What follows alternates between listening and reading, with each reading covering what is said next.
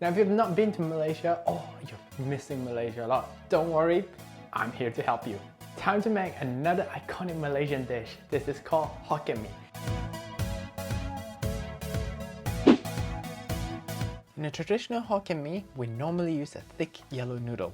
Today, I'm using some instant udon noodles I got from the supermarket. Here's a tip for you. I always soak my instant udon noodles in warm water for 30 seconds and then I'll use a pair of chopsticks to separate the noodles apart. The reason why I would soak the noodles in water is to rinse away the slightly sour taste from the acid used to preserve the udon. It won't remove all, but at least enough to make it less noticeable. Next, I'm gonna slice up some pork belly. You can use other type of protein as well, like chicken or tofu. If you're making a vegan version, just add half a cup of vegetable stock. So after slicing the pork belly, it's time to marinate it. First, I'm going to pour in some light soy sauce. This is going to give the saltiness in this dish. Next, we will need some ketchup mayonnaise or Mak Tok sweet soy sauce. This will bring out the color as well as the savory sweetness for our Hokkien Mee. To that, I'm adding in some sesame oil and some ground white pepper. Next, we need some oyster sauce to boost the umaminess of this dish. Right after that, it's just mixing them and allow the beautiful pork belly to soak up the flavor for at least 10 minutes. Time to stir fry our Hokkien Mee. Oil your pan or wok and saute the garlic until they are golden and crispy. Make sure to do this on medium-low heat so you won't burn the garlic. Once that's done, we're going to scoop it up and set it aside. Leave the garlic oil in a pan and use that to cook the pork belly. So for the pork belly, remember not to add the sauce in just quite yet. We're going to save that for the later part. Just cook the pork belly for 4 minutes before adding in the prawns and the fish cakes.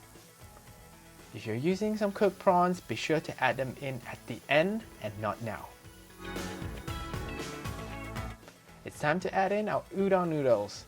Now if you're using instant udons like the ones I'm using today, remember to be gentle when you are stir frying them because they tend to be quite brittle. Is that the right word? Anyways, we need some greens, so I'm adding in some cabbage. For more contrasting color, let's add some carrots.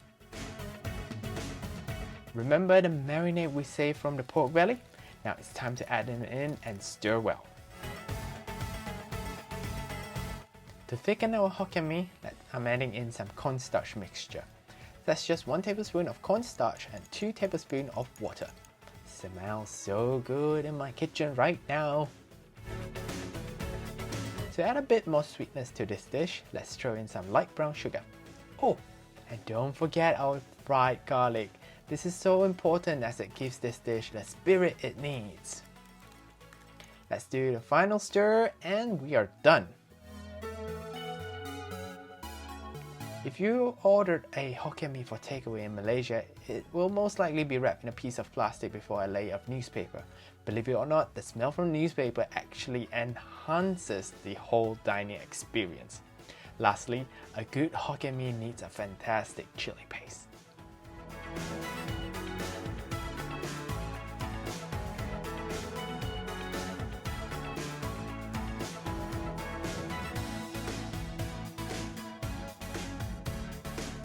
Now in Malaysia, we use pork croutons, which is the fatty part of the pork belly.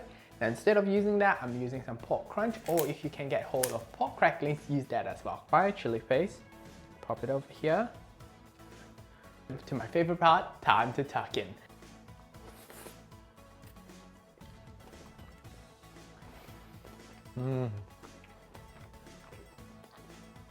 It's so good.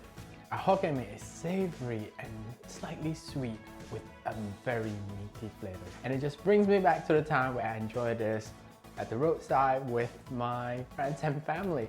It's amazing, guys. Now if you've got any questions or suggestions, just leave them in the comments down below and I'll see you next time. Jumpa lagi!